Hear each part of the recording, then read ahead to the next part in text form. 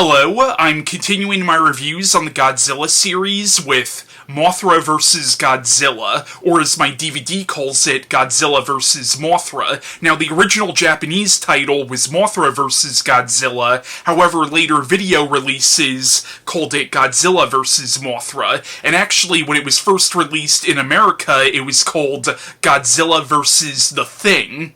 Don't ask me what that's all about. Now, Mothra vs. Godzilla, or Godzilla vs. Mothra, or Godzilla vs. The Thing, is the fourth film in the Godzilla franchise. Now, the film was directed by Ishiro Honda, who also directed the original Godzilla, as well as King Kong vs. Godzilla. And the film was written by Shingichi Sekizawa. I probably butchered that, but he also wrote the original Japanese version of King Kong vs. Godzilla, and he would go on to pretty much write or co-write pretty much all of the other Showa Godzilla films. Now, the film is also technically a sequel to Ishiro Honda's 1961 film, Mothra, which was also produced by Toho, and that was the first film to introduce the character of Mothra. I think it's funny how Mothra has really become sort of a mainstay in the Godzilla franchise, yet she first appeared as a character in her own movie. Now, I'm not entirely sure if this is actually supposed to be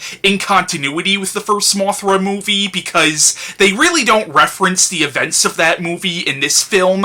Granted, I've only seen the American version of Mothra vs. Godzilla, but to the best of my knowledge, there really aren't too many differences between the American cut and the Japanese cut, other than one being in Japanese and one being in English. I think this was the first time where the American distributors really didn't fuck with the film when releasing it in the States. But I don't know if maybe in the Japanese cut there's some line of dialogue about Mothra showing up before. Now, this does actually appear to be picking up where King Kong vs. Godzilla left off. Now, King Kong isn't actually referenced in this movie, but King Kong vs. Godzilla ended where King Kong and Godzilla fell into this bay during an earthquake, and you saw all these rocks fall down on top of them. You saw King Kong rise out of the ocean, but you didn't see Godzilla rise up. It was supposed to be assumed that Godzilla was either crushed under the rocks or he drowned. And when Godzilla first shows up in this movie, they drain a bay and all of a sudden he comes up out of the ground. So it's kind of picking up where King Kong vs. Godzilla left off, but at this point in the series, you could tell continuity really wasn't at the forefront of their minds. If you watch a lot of these earlier Showa Godzilla films, you get glimpses of continuity, but that wasn't really what the filmmakers were thinking about. They were more worried about how each Godzilla film worked as a self-contained story. Now, Mothra vs. Godzilla is considered by fans and critics to be one of the best of the Godzilla sequels, and I would say on a technical level and on a storytelling level, it really is one of the best Godzilla films. That being said, it's not one of my personal favorites. I do have to be in a specific mood to watch this one. I won't deny, though, that this is a great movie, and again, on a technical and a storytelling level, it is one of the finest films in the franchise, but I do have to be in a certain mood to watch it. Like, it's not one of the ones I could just pop in anytime. Now, the plot of Mothra vs. Godzilla, or Godzilla vs. Mothra, is it begins where a hurricane washes a giant egg to shore. So, this journalist and his photographer are trying to cover the story of this egg, and there's also a scientist trying to study the egg. But there are these two greedy businessmen who want to use the egg as sort of a tourist attraction. But it turns out that the egg actually belongs to a giant mystical moth named Mothra, who has these twin fairies who speak for her. And the fairies come to the main characters for help, so the main characters try to get the businessmen to give up the egg, but the businessmen absolutely refuse. And eventually Godzilla returns and threatens to destroy Japan and possibly the rest of the world. So, eventually the main characters go to Infant Island, which is where Mothra is from. In the English version, they call it Mothra Island, but it's actually called Infant Island. And they try to convince the fairies and the natives to let Mothra come and defeat Godzilla.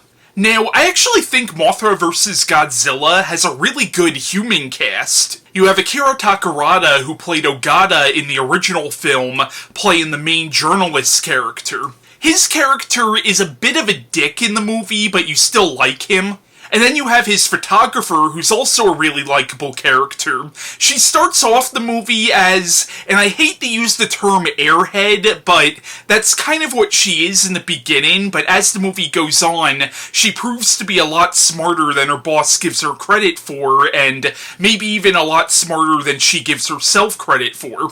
And you have Hiroshi Koizumi as the main scientist character. Now, Koizumi has been in a lot of Toho's other kaiju films. He played the main character in Godzilla Raids Again. He actually did play a character in the first Mothra movie, but I'm pretty sure he's not playing the same character this time around. Now, the two evil businessmen make really good human villains. You also have several actors from King Kong vs. Godzilla coming back in this movie, but playing different characters. It's kind of funny how a lot of these earlier Godzilla movies actually would reuse the same actors, but usually in different roles. Now, Mothra's twin fairies, the Shobijin, were played by Japanese pop duo the Peanuts, who actually were twin sisters. Now, they also played these same characters in the first Mothra movie, and they would play these characters again in Ghidorah the Three-Headed Monster. Now, one thing I really do like about Mothra vs. Godzilla is, while it certainly has a much lighter tone than the original Godzilla, it actually does have a lot of social commentary in it, and it actually does try to go back to the social commentary of the original film. For example, when the main characters go to Infant Island, you realize that Infant Island has been absolutely devastated by nuclear testing, and the main scientist character even says it's like the end of the world here. So again, the film is kind of going back to the anti-nuclear message of the original film. And when the main characters first come to Infant Island, the natives do not trust them because they're from civilization, and the natives blame civilization for what happened to their island. And at first, they absolutely refuse to have Mothra help defeat Godzilla. The way the natives of Infant Island see it, civilization deserves to be destroyed. And then the main characters give this really powerful speech about how not everybody from modern civilization is responsible for nuclear testing or environmental destruction. And basically, there's sort of this message in the film about the brotherhood of man, about how we must all come together in times of crisis. And if you look at Godzilla as a representation of nuclear annihilation and a representation of war, you could see Mothra as a representation of peace and of man coming together. There's also a lot of commentary in this movie about the importance of journalism in exposing corporate corruption and government corruption. So again, one of the reasons why I think this is considered to be one of the best Godzilla movies is because, while it is a fun monster movie, it does touch on a lot of serious social issues. And Mothra is a really interesting character. Now, it's been a long time since I've seen the first Mothra movie, but I don't remember in that movie if they ever really explained what exactly Mothra is, and in a lot of these earlier Showa Godzilla films, there really is no attempt to explain what Mothra is exactly. Like, you know she's a giant moth, but there seems to be something mystical and magical about her. Like, it seems like she's actually a god, or maybe even some kind of an angel. I mean, you could argue that she's just a moth creature that is being worshipped by the natives of Infant Island as a god, but if that's the case, how do you explain the appearance of the Shobijin, which definitely indicates something mystical and something supernatural? But again, I don't love Mothra vs. Godzilla as much as a lot of other people do, but I won't deny that this is a great movie, and this is definitely one of the best Godzilla sequels. Now, before I end this video, I want to cut to a short review on this movie done by my friend Christian Feliciano.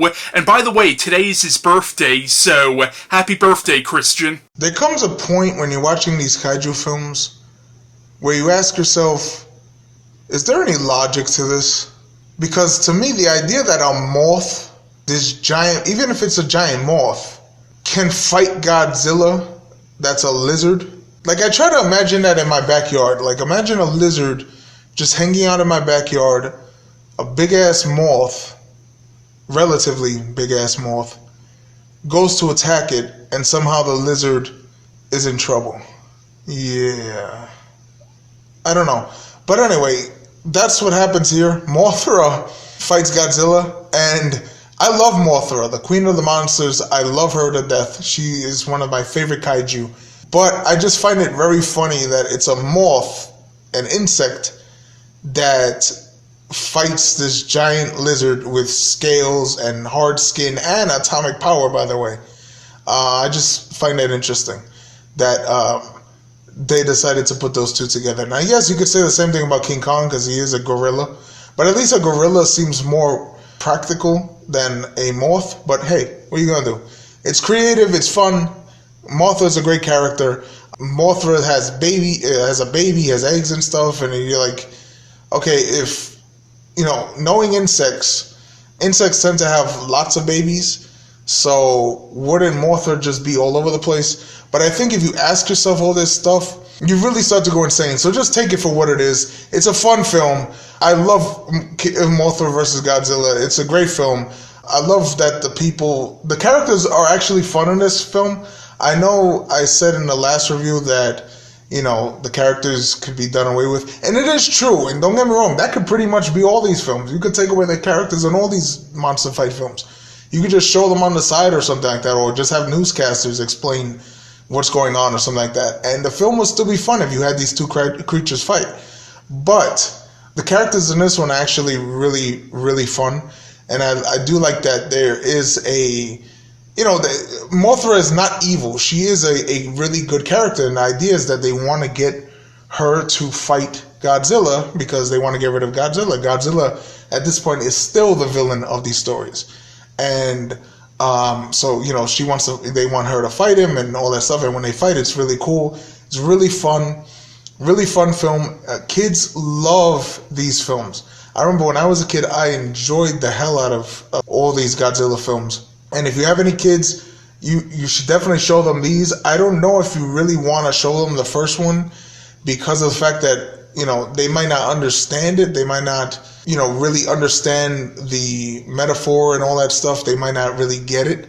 And, of course, you just, at the end of the day, kids love to see these creatures be fantastical and all that stuff. So when it comes to kids, they're going to love these films. As adults, you're going to enjoy this film a lot, too. If you love Godzilla, if you love old films, just know that, yes, the graphics are not today's graphics. If you can get over that, which you should be able to, because like I said, the movie is very fun, and because it's very fun, you'll just kind of ignore the fact that, you have people in costumes and stuff like that. It's a really fun film. It really engages you. It's a lot of fun.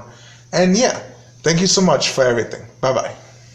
I hope you enjoyed his short review on this movie, and that was my review on Mothra vs. Godzilla, or Godzilla vs. Mothra, and bye.